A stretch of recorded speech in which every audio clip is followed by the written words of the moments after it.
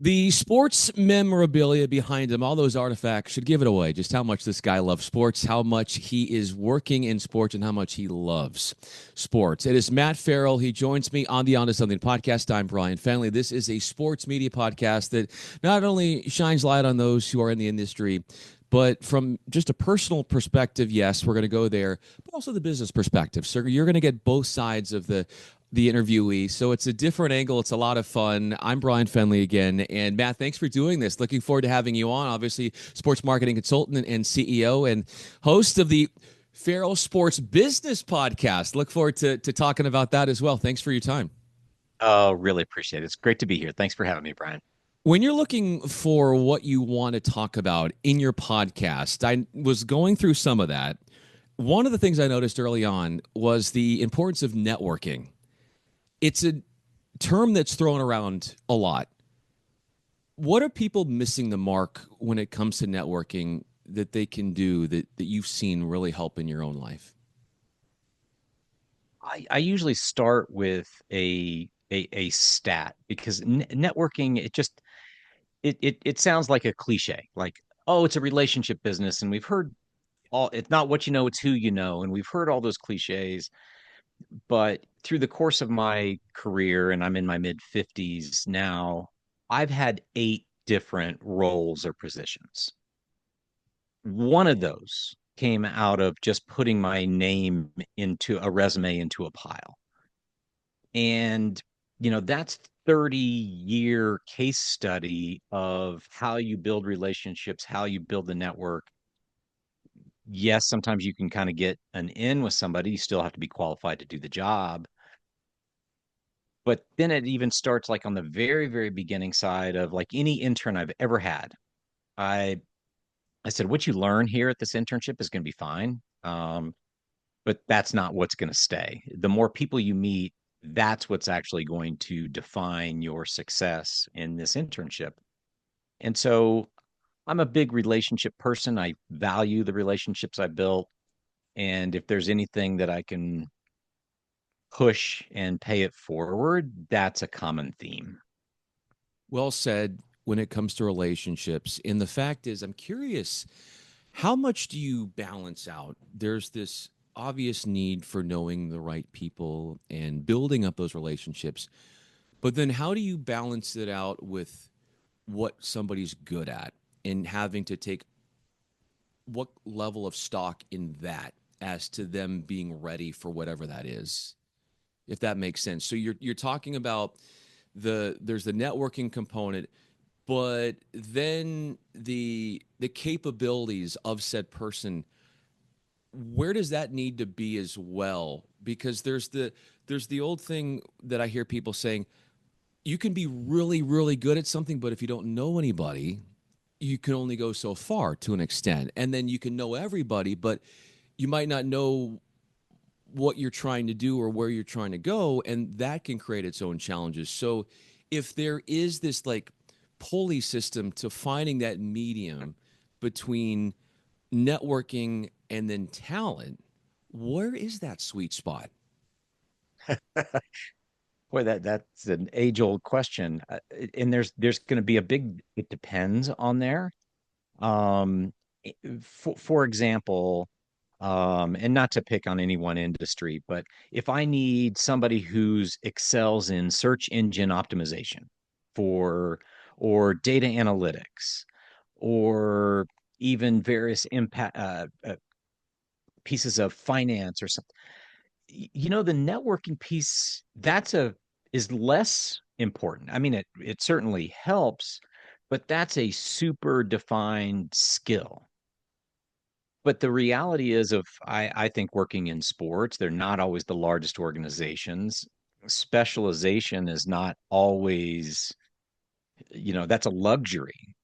And I need somebody of like, who are you going to put in that seat that can, you know, get along with anybody, sell something, have a relationship with the CEO, have the relationship with the man or the woman who has the keys to the building to clean it at night.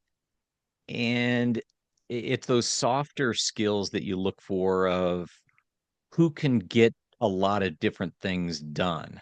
And that doesn't mean someone's full of it or a BSer or anything like that, but you just build trust at every level. And so I've always been somewhat of a, you know what, I'll take the right personality type person and we'll work on the skills. If that makes sense, unless you're truly, I'm like, I need a really top-notch video editor. Then, I want you to be a decent human being, but that skill request is a little different. Why do you think, Matt, that there isn't a whole, like, when we're going to school and we're learning our crafts or we're studying certain subjects, I personally feel that there could be more in terms of, I don't know if it's schooling or extracurricular programs where those relationship skills are fostered and people are taught like this is the best way to network. And why, like, it's hard to kind of find the right way and that it's not easily discovered, say, like in our schooling, to where we have to look and we have to think and we have to go places that are outside of, okay, we go through K through 12, we go to college, and then we're supposed to have this. What can we do to kind of raise the attention that is needed to say networking is life, and why do you think it might not be as high up in the importance level than more so than it could be, if that makes sense? You know, I was trying to think about different experiences, and I think if you sign up for a curriculum of like I'm going to show up at Tuesdays at 9 for a certain class, that type of a soft skill probably isn't much of any places. Um, but then, well, as you may know, I live in Colorado Springs, Colorado. I do a lot with the University of Colorado at Colorado Springs and its sport management program. I do a lot of networking events and I would say, and I don't mean to pick on them, this happens to be in a good way, but I think those experience outside of class where they set up mentor days to play soccer and spike ball with professionals from the community. They set up really almost, I would say, every semester networking events where they're, intentionally, unintentionally kind of teaching some of those softer skills and that engagement. And so for me, and I know you can get this in other industries, but sports was great. Because you just had to jump in and do comms or sports information and learn those things around real live events. And so I think you're getting that holistic experience in other ways. But should there be a class of networking 101? Probably in some way, shape, or form. But if you're doing college and or a athletic program the right way, then I think you're getting those in other ways.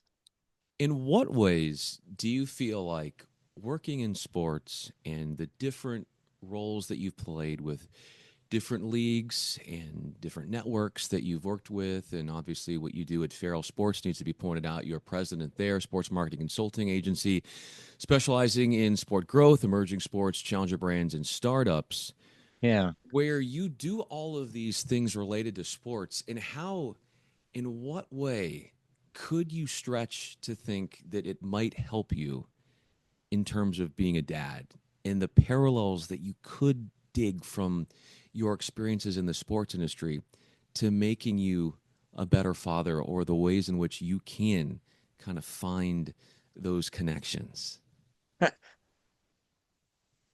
Well, I think it probably starts with a dose of humility that at times, I've worked 30 years in the sports business, but I walk into every new project not knowing exactly what I'm doing or knowing what to do. And I don't mean that to be self-deprecating, but I recently started working with a group out of the UK to grow cricket in the United States. I'm like, okay, I better figure out the landscape of cricket really fast. And my wife is was an Olympic gymnast, and I recently did a project for the USA Gymnastics Foundation. Okay, while I was 2 degrees of separation from gymnastics, I'm like, okay, I better figure it out. So I think the parallel to parenting is I don't care how prepared you are, I don't care what color you painted the kid's room, you're not ready till you get slapped with it and you just get in and figure it out. That's really well said. And the the thing that I love is that you have athletes all across your family. From you're talking about your wife to your kids, and this idea of not only working in sport, but to see how have the involvement in sports as athletes impacted your own nucleus of a family.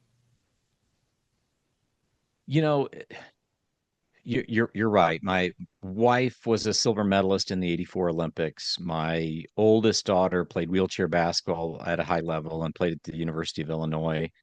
My younger daughter, she was probably more similar to me as an athlete, where we were on the sampler program and just played a lot of different things. And so I think there's the cliche part of sports of what it teaches you of teamwork and discipline and character, and all those things are true.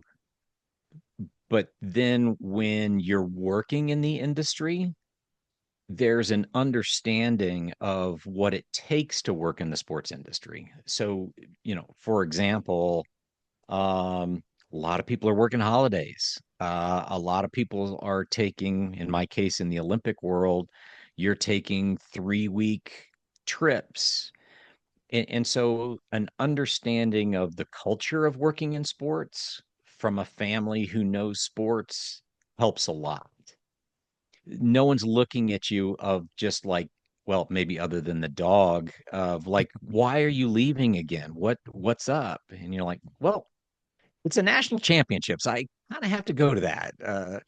So I think there's a maybe an inherent understanding of the culture of working in sports with other people in your family who are involved in sports. They get it.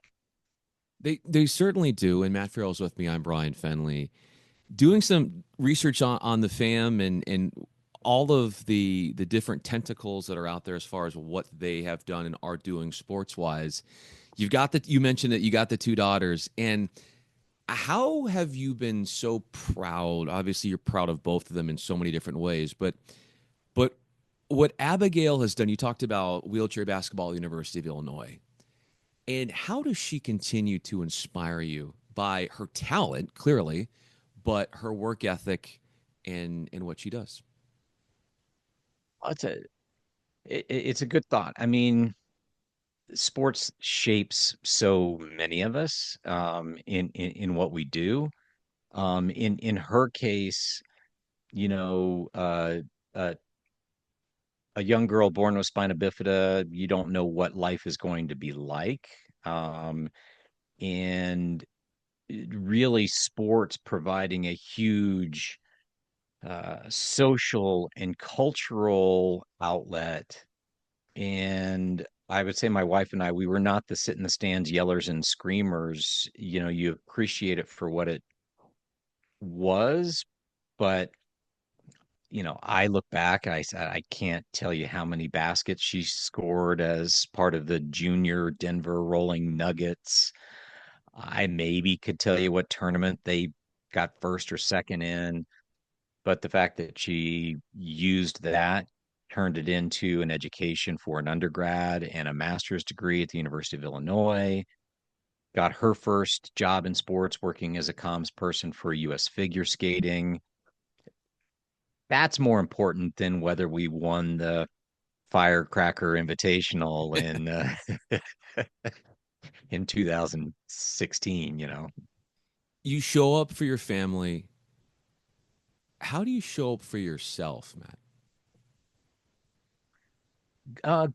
Good question. And that's probably where I take a lot from my youngest daughter, Zoe. And so she's she's a senior at Oregon State right now, and very into art and music. And she's the type of person who will watch a YouTube video to teach herself to play guitar. And so I say that where like she may not know this, but I watch her a lot of like, wow, she just got in and figured this out. And so I maybe do it in different ways, but I kind of really take her initiative and things like that to really figure out.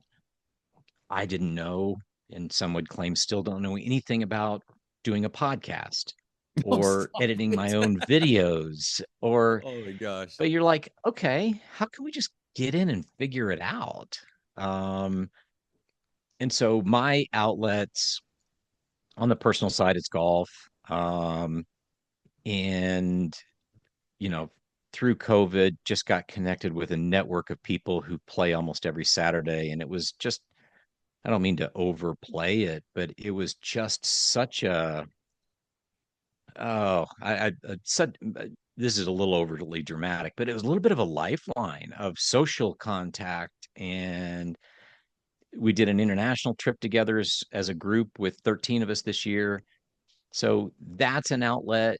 And at the end of the day, I think I still I just get excited about creating new things. And it's a podcast, it's a video, it's sometimes it's a TikTok post. I There's a rush and a thrill of creating something that you think other people will enjoy, and the risk and excitement slash terror of hitting send. And sometimes it works and sometimes it bombs, but that's a rush. And so those are the things that I love. How do you choose the content to which you want to let people in on your life and know things about you that maybe not a lot of people do know of or that you haven't shared yet until said moment? Well, I mean, I'll probably break it down into a few things, but I mean, the podcast started where, and okay, I have to be careful because I have a big mouth, but because I subscribe to the Sports Business Journal, I love Front Office Sports, I love Sportico, but there was still a little nagging frustration to me that that was so NFL, NBA, MLB driven Sure. that I'm like, a life in Olympic sports, you're like, there's so much more out there. And I get it. The Hollywood Reporter covers Brad Pitt. I get it, of why that's the case. But it was just like, I think there are untold stories out there in different aspects of sports. And so that was a driver. TikTok was, uh, I used to have a lot of students ask me, "Hey, how'd you get a job in sports?" And I'm like, "Oh, that'd be a pretty good topic for TikTok." And being a 50 something on TikTok seemed counterintuitive at the time, but there was a need or a demand for some of that information and advice. And so then sometimes you try to be serious and have really good advice. Sometimes you just try to be campy and fun and not take yourself too seriously. And so I just enjoy all aspects of it. How do you know, how do you break down when it is time to put on that Matt serious face in the times separately where you can be a little bit more laid back and just be you in a sense of more a chill mode? Uh, I don't I don't know that I've ever figured that out. Um, but I think I've probably put on it. My external persona is probably a little more curated. Um, my idea of a great time and sense of humor is sitting around with a group telling stories and you lob in some smart aleck comments at times. Sure. It's not, hey, everybody stop, I've got a joke.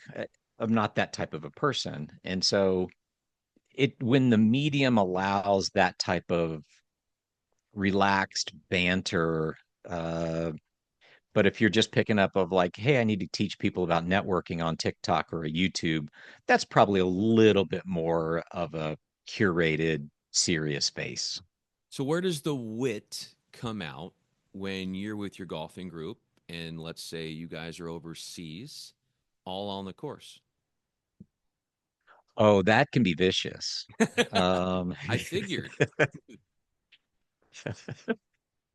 Um, I figured. I think it just comes out naturally. And I mean, we're literally betting a dollar on things, and it just are playing for dollar skins, but it's the biggest dollar in sports, and I think it just naturally comes out with you've got some single digit handicappers in the group, and you've got some people who are handicaps in their 30s, and they don't care, and they just love being there and being a part of it and the camaraderie, and that's what just kind of makes it fun. And then everybody just kind of zinging each other at the 19th hole is just one of those where you just kind of lose track of space and time because it's just a fun environment to be in.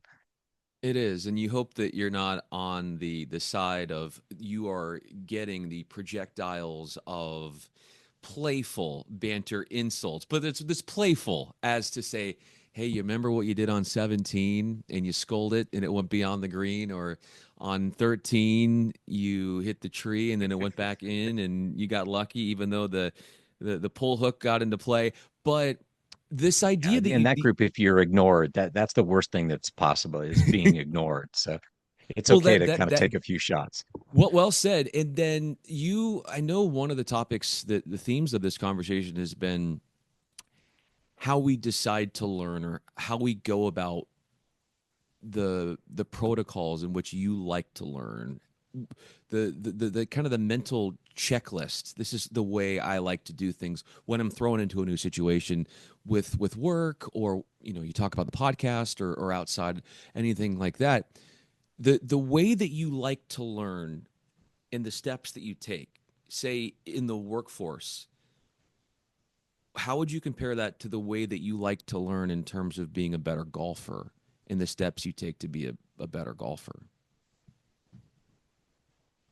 Um, golf is an interesting one, but you know, I've always been the, it trying to learn something new. I look at it like walking into a cocktail party with a bunch of strangers. And I'm okay. Other people are going to approach this a different way. I'm probably going to walk in tentatively.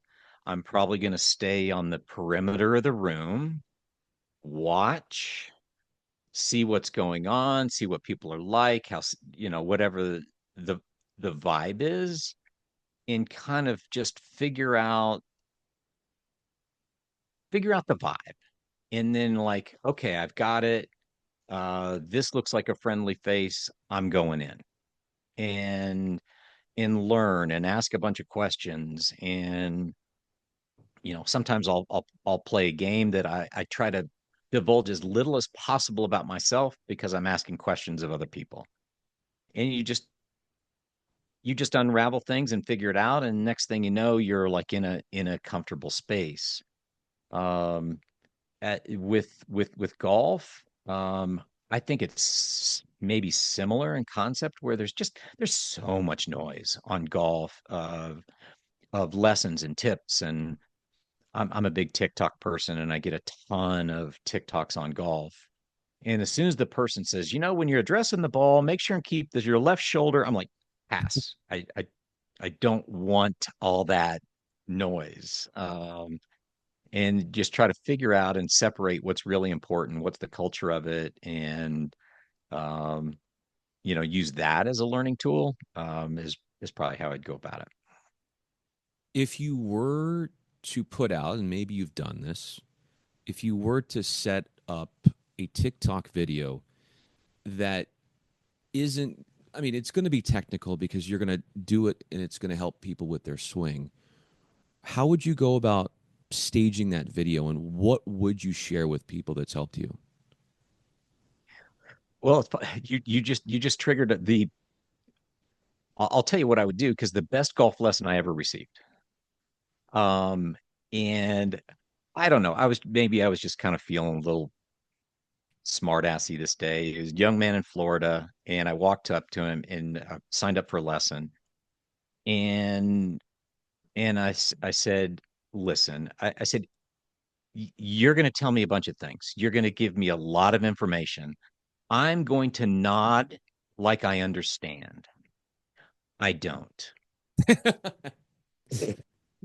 Keep it simple. I said, I can't have, I'm not a technical, I'm a feel type person. I got to feel it. Don't tell me my hips need to rotate 3 more degrees. It'll fry my brain. Keep it simple. And he's like, okay, I got it. And my lesson was based on that. And through the course of an hour, he said, I need you to turn your left pocket first. And then everything else, okay, I'm still not that great of a golfer. I'm a decent golfer, but everything else kind of fell into sequence once I had that one thought.